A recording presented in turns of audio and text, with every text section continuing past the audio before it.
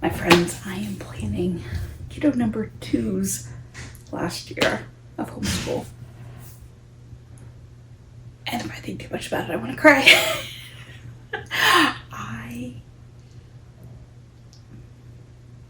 It's very different emotions than when my daughter graduated. I think because she was my first and I didn't know what to expect. Ben. But having a second kiddo getting ready to graduate is a lot. I cannot believe we only have one more year of 2 kiddos. Let's talk about him. Welcome if you're new here. I'm Tricia and I have 3 kiddos. My daughter is getting ready to graduate college, and by the time you see this, she may already have. Ben, my rising 12th grader, and Matthew, who is heading into 10th grade next year. We have always homeschooled. This is year number 17 for us. And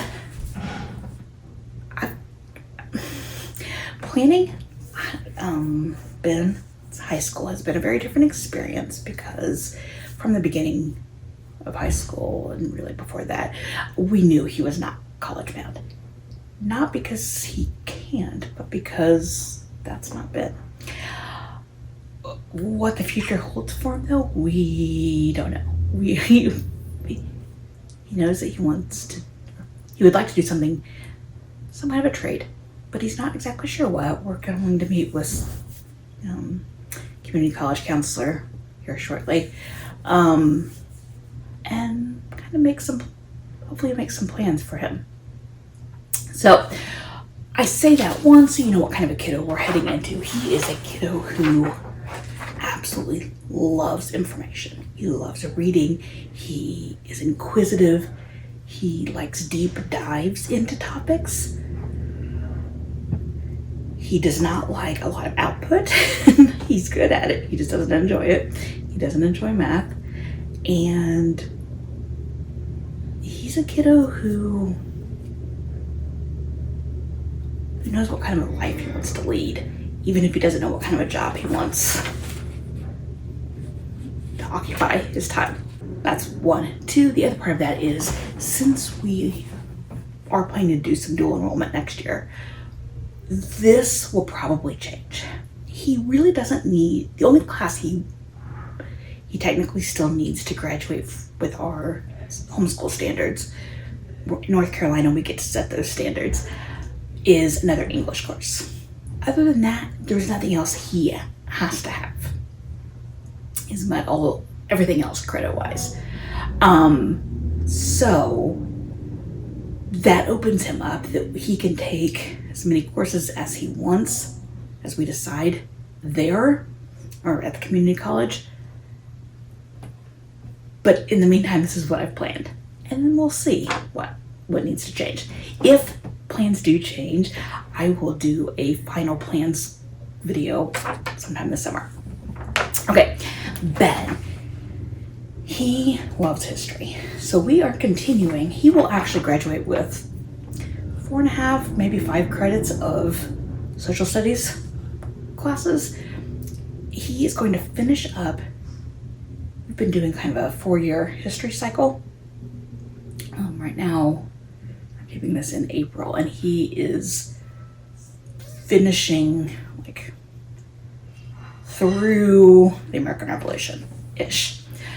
So next year, he will do the 1800s and 1900s world history, but with a definite focus on U.S. history as well, because we've not done a solid year of U.S. history. I've just kind of broken it up as it's met, as it's corresponded with world history. So all of that said, for American history, he is using the American YAP, YWAP. It is a free online textbook that is absolutely fantastic. So he will continue with that. He will continue with U.S. History Detective from Critical Thinking Company. I have a flip through video about this if you want. It's absolutely fantastic. It is not a spine But each lesson has like 2 or 3 pages of reading and then questions to go along with what they've read. When my daughter used it, we actually used it as her main spine, but then we added in a lot of things. Ben, we're using it not as his main spine. And then for world history, rather than an actual textbook, I'll just pick some various nonfiction books that roughly go in chronological order from various places around the world. I have not chosen those because he absorbs so much history and watches and reads so much history.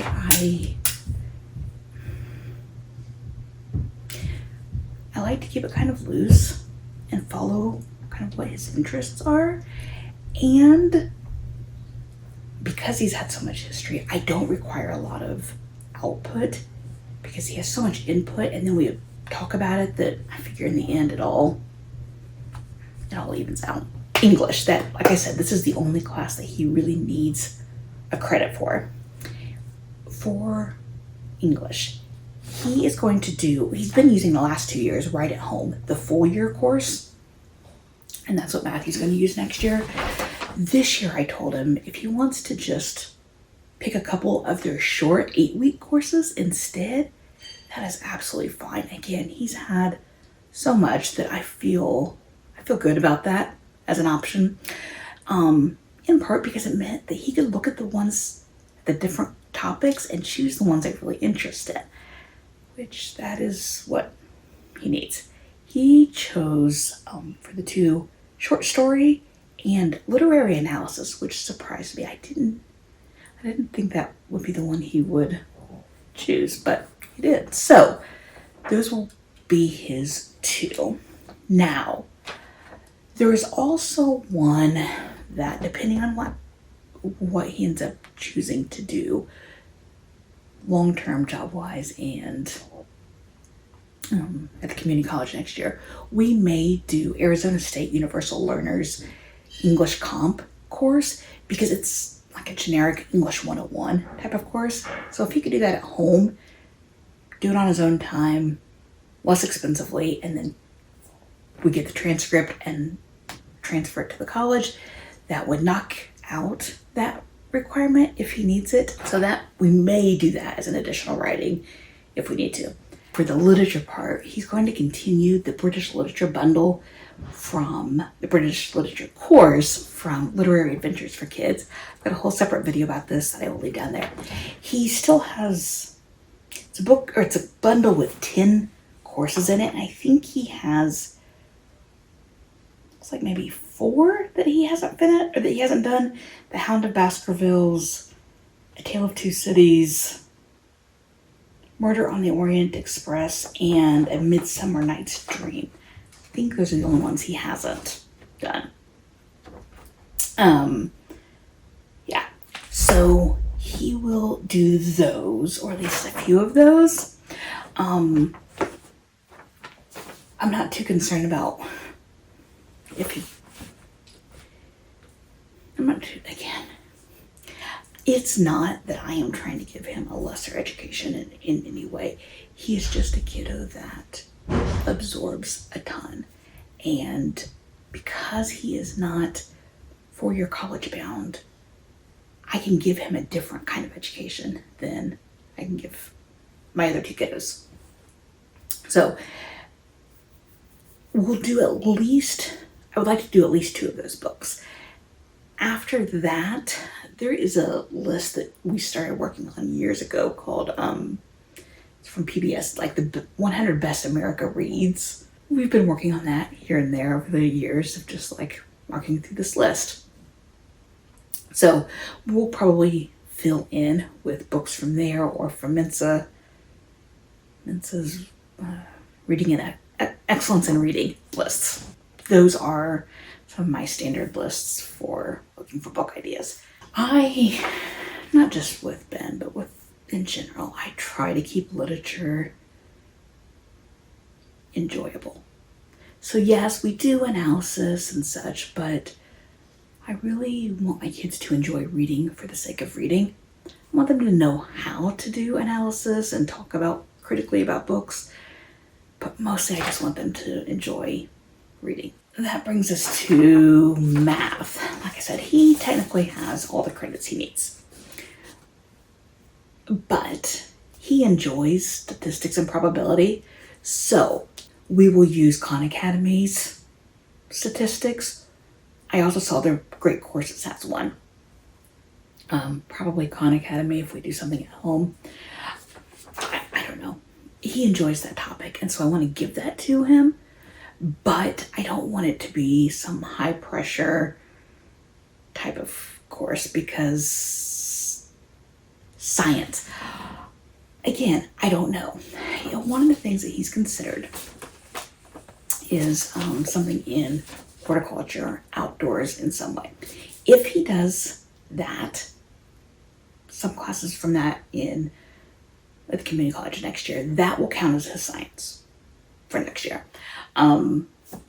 Because, well, that's science. But if he doesn't, again, he has enough, like he has 5 credits of science at this point. Then we will probably do some kind of like an advanced horticulture, advanced botany type of class at home. Again, he likes it. He's done a couple of them, 8th and 9th grade. So we'll probably do something like that. Like, or I've considered, we've looked at getting his Master Gardener certification, something along those lines. Now, the last thing that I'm almost positive we're going to do, assuming his time allows, but it would be, the basis of it would be like an international cuisine course. And I got this idea from someone in one of the Facebook groups. I think it was College Confident Homeschoolers. She designed a course for her kiddo that was a cooking-based course, but it wasn't just like, here's a recipe, make it type of thing. It was learn about authentic cooking techniques of some country. Learn about how they grow things and what food culture is really like in that area. Learn some authentic recipes, not just Americanized versions, maybe some Americanized versions as well, but it's like this mesh up of food culture and cooking skills type of thing. I thought it sounded really fascinating. Neither of my boys, I would like to do this as a class together because next year will be our last year to do a course together.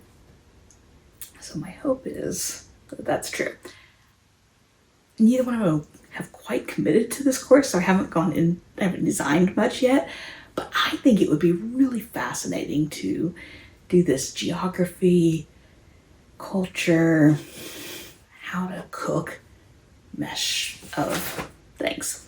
So that would count as an elective for him. Otherwise, I mean, like I said, he really only needs the English course in order to graduate, and mamas, they grew up too fast.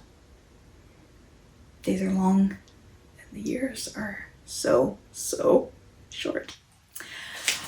I will have the videos I mentioned linked here or linked down there, as well as some other high school plan videos if you need that inspiration. Thanks for watching my second kiddo's last plans video. I will see you in the next video.